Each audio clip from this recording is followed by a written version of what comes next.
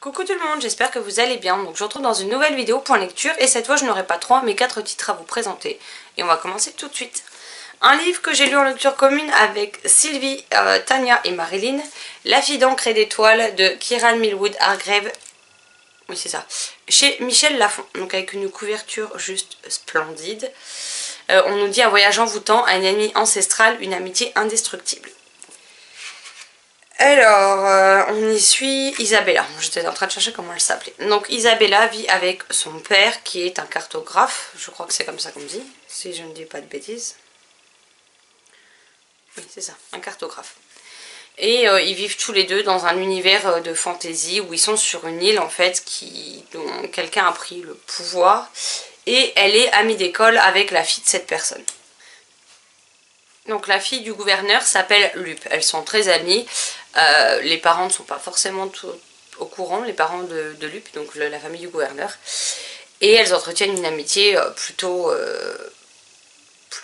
très forte. Un beau jour, une jeune fille va disparaître. On ne sait pas comment, on ne sait pas pourquoi.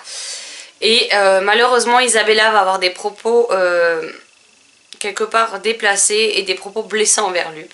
Lup qui a décidé de lui montrer à quel point Isabella se trompe et qu'elle a tort, que Lup n'est pas comme on veut bien lui faire croire.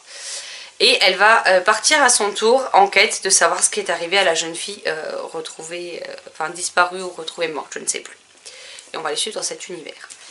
Malheureusement, j'ai trouvé qu'il ne se passait pas grand chose dans cet univers, il n'y a pas beaucoup d'action, le rythme est assez lent, alors si parfois ça peut ne pas me gêner du tout, là malheureusement je me suis malheureusement ennuyée tout au long de ma lecture. Tania, il faut savoir qu'au bout de la première partie, on l'avait découpée en 4, elle nous a abandonnés, hein, clairement. Sylvie, je ne suis même pas certaine qu'elle l'ait terminée à ce jour. Je crois qu'avec Marilyn, on est les seuls à l'avoir terminée. Et on n'a pas été très emballés, soyons honnêtes.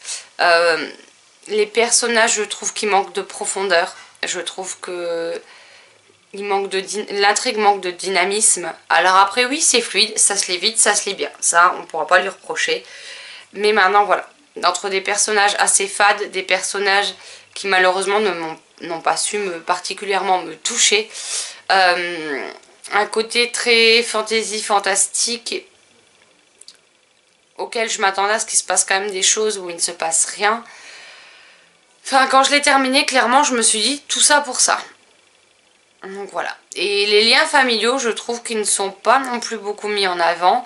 L'amitié entre Lup et Isabella est beaucoup mis en avant au début et après ça s'estompe et ça ne l'est quasiment plus. Vers la fin, il y a une scène qui se passe. Clairement, ça m'a fait penser à Titanic, le film. Alors je peux pas vous dire pourquoi ni comment, parce que voilà, déjà qu'il se passe pas grand chose dedans. Si je commence à vous raconter 2-3 trucs, il n'y aura plus aucune surprise, hein, clairement. Alors je sais que certains l'ont adoré, moi ça ne l'a clairement pas fait. Alors après si vous voulez vous faire votre propre avis, n'hésitez pas. Mais voilà, c'est une lecture dont j'ai encore quelques souvenirs, mais à mon avis ça ne durera malheureusement pas très longtemps. Et du coup je sais pas trop. Je sais qu'un autre livre de l'autrice qui sort cette année. Après je tenterai en me disant que voilà, c'était peut-être pas ce titre là qui était fait pour moi.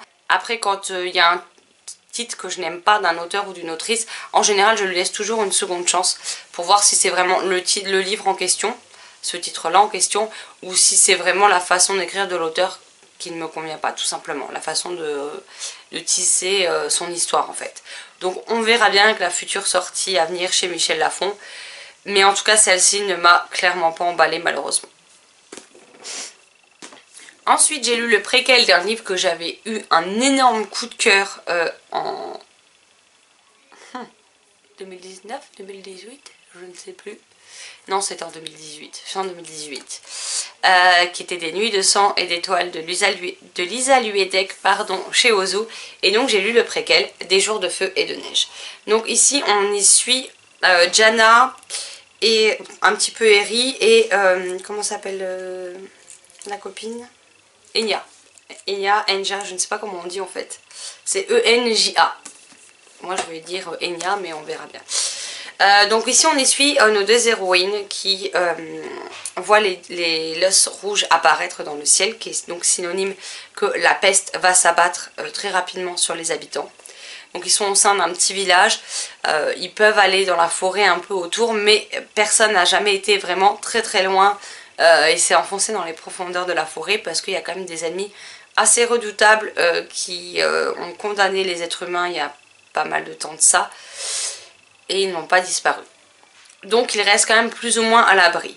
Quand les Los Rouges vont arriver, une personne qui a un certain pouvoir sur le village va décider de condamner Enya et Jana au bûcher en les accusant de sorcellerie.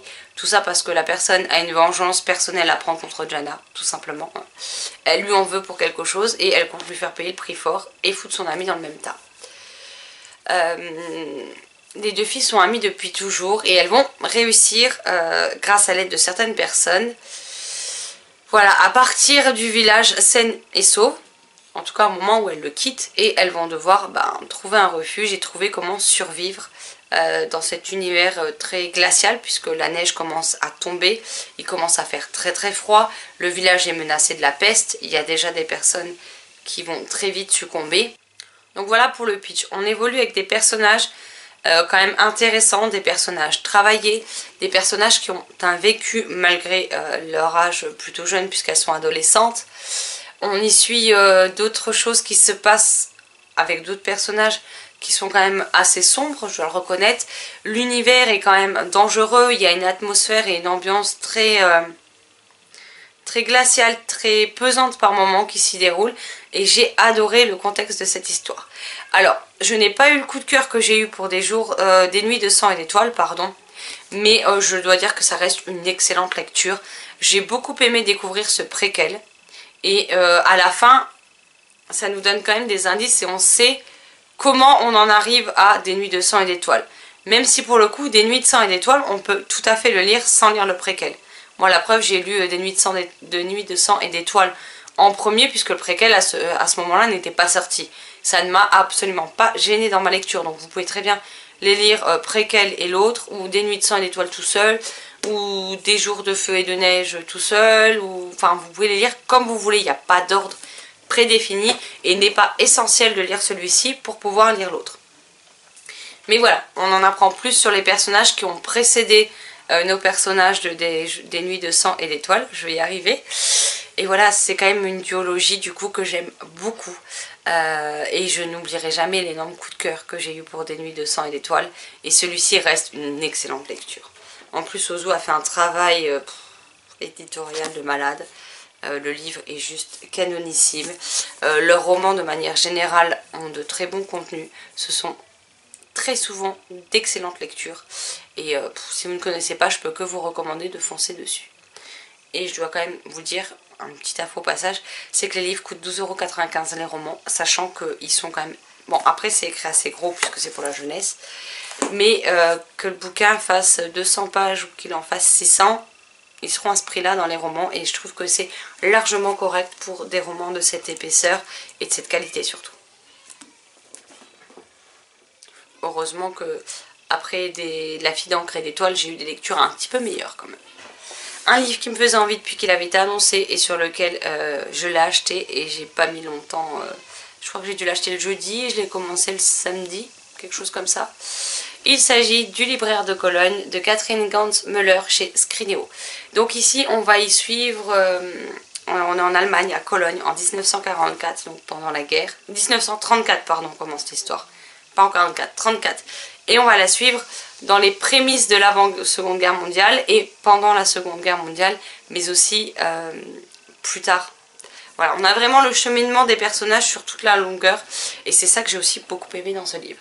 Donc on va y suivre la famille Mendel, la famille d'Alexandre Mendel qui est un juif qui a ouvert une bibliothèque de prêt à Cologne, une librairie qui marche plutôt pas mal, faut être honnête. Les clients sont plutôt ravis d'y aller, ils reviennent très régulièrement et le commerce est plutôt florissant. Malheureusement, avec la montée d'Hitler au pouvoir et la montée du nazisme qui a eu lieu en Allemagne à ces moments-là, les juifs vont se voir retirer pas mal de droits. Ils ne vont plus avoir le droit d'avoir des commerces, les commerces vont être complètement pillés.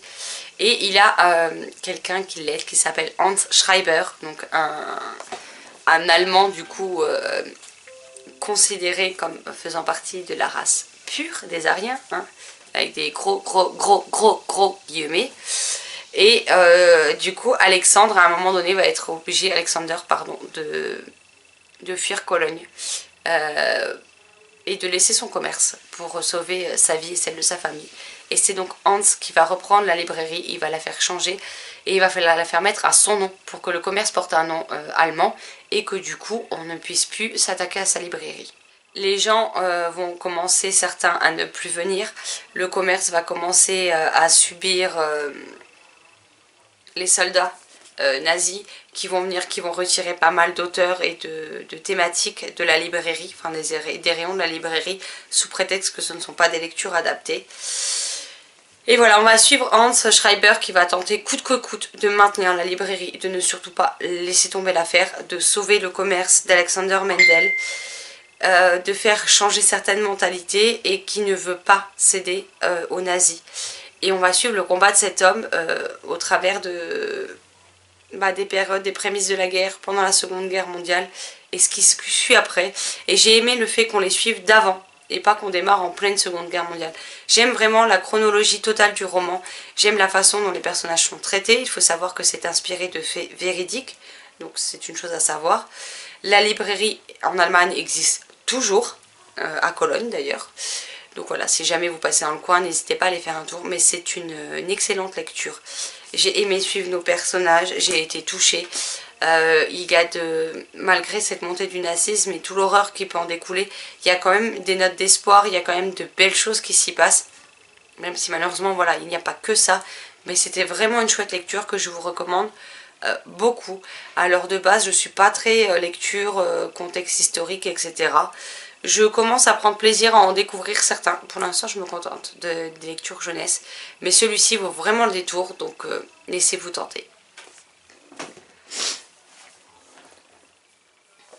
Et le dernier titre dont je vais vous parler dans cette vidéo, il s'agit de Vlad, le pire vampire du monde, de Anna Wilson et illustré par Catherine Durst chez Talent Haut. Donc ici, on est dans un petit livre jeunesse qui se présente plus ou moins comme ceci. Donc on y suit la famille Empaler, qui est la famille de Vlad, donc il vit avec ses parents et son grand-père. Et il est plutôt pas très bon dans tout ce qui est matière vampirique à l'école. Il n'aime pas boire du sang, il n'aime pas dormir la nuit dans un cercueil, il a peur du noir, il a peur des araignées. Donc c'est un jeune vampire pas bien effrayant et qui est très loin de ce qu'on peut attendre de lui. Il a aussi découvert un livre qui parle d'une école avec un groupe d'enfants humains et cela lui donne très envie de découvrir tout ça. Donc on va le suivre à travers son histoire, ses aventures, ses petites péripéties. Et j'ai trouvé que Vlad était un petit garçon plutôt attachant. Alors il est loin d'être parfait, hein, soyons honnêtes. Il fait des erreurs, des fois il dit des choses qu'il devrait peut-être pas dire comme ça. Mais voilà, c'est un garçon qui, malgré que ce soit un vampire, qui reste assez réaliste dans ses façons de se comporter, dans ses façons de parler. Et j'ai plutôt bien aimé ça. J'ai aimé le mélange entre le côté vraiment vampirique et le côté humain qui est mis à l'honneur dans ce livre. J'ai trouvé que c'était plutôt bien fait, par moments c'est assez drôle. Il y a de jolis messages qui sont passés dedans. Et voilà, j'ai qu'une envie, c'est de me plonger dans le tome 2 que j'ai acquéri entre temps et que je me ferai un plaisir de découvrir tout bientôt pour vous parler dans un prochain point lecture.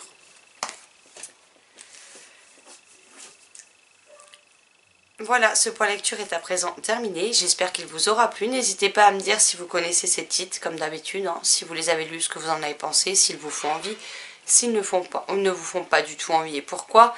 Qu'est-ce que vous avez lu ces derniers temps, que ce soit des coups de cœur, de bonnes lectures, des déceptions, des abandons. N'hésitez pas, je me ferai une joie de vous répondre dans les commentaires.